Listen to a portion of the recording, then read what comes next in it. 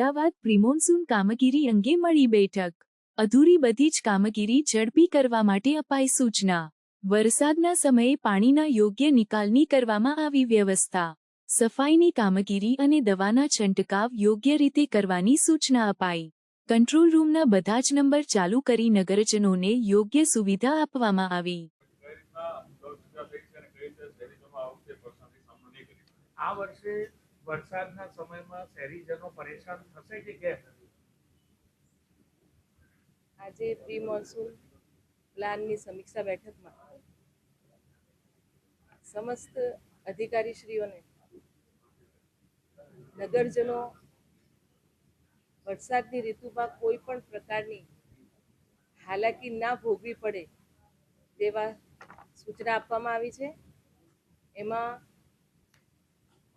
જે પણ વરસાદને લગતા જે પ્રશ્નો છે એમાં હેલ્થ હોય, બગીચા ખાતાનું હોય, ઇજનેર હોય, પાણી હોય કે ડ્રેનેજ હોય કે રોડ રસ્તાનું હોય, જે પણ કામગીરી અત્યારે ચાલુ છે એ તાકીદે પૂર્ણ કરવામાં આવે અને વરસાદના સમયે જે વોટર લોકિંગ સ્પોટ છે એ ના ભરાય તેનું આયોજન કરવામાં આવે અને જે ભરાઈ જાય તો ત્યારે સત્વરે પાણીનો નિકાલ થાય તેની વ્યવસ્થા ગોઠવવામાં આવે.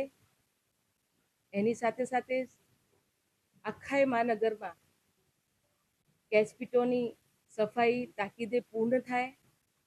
ડિસલિટિંગની જે કામગીરી છે એ પણ સત્વરે કરવામાં આવે અને જ્યાં પણ વરસાદ પડ્યા પછી પણ સત્વરે એનો પાણીના નિકાલની સાથે સાથે એના પછીની જે સફાઈની કામગીરી છે એ પણ પૂર્ણ કરવામાં આવે.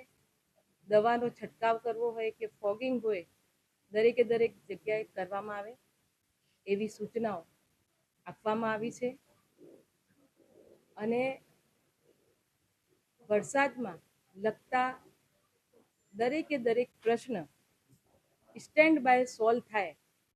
સાથે સાથે જે કંટ્રોલ રૂમ છે એના જે નંબરો છે એ પણ ચાલુ હોય અને લોકોને કોઈ પણ પ્રકારની નગરજનોને હાલાકી ના ભોગવી પડે એવી વ્યવસ્થા કરવામાં આવે. આ વખતના વરસાદમાં વાહન ચાલકોના વાહનો બંધ થઈ જાય છે, રિપેર કરાવવા પડે, રસ્તાઓ તૂટી જાય, પાણી ભરાવાના કારણે સમય પર પહોંચી ના જાય, આ પ્રકારની મુશ્કેલીઓ માટે તૈયાર છે કોર્પોરેશન? આ વખતે અમદાવાદ મ્યુનિસિપલ કોર્પોરેશન દ્વારા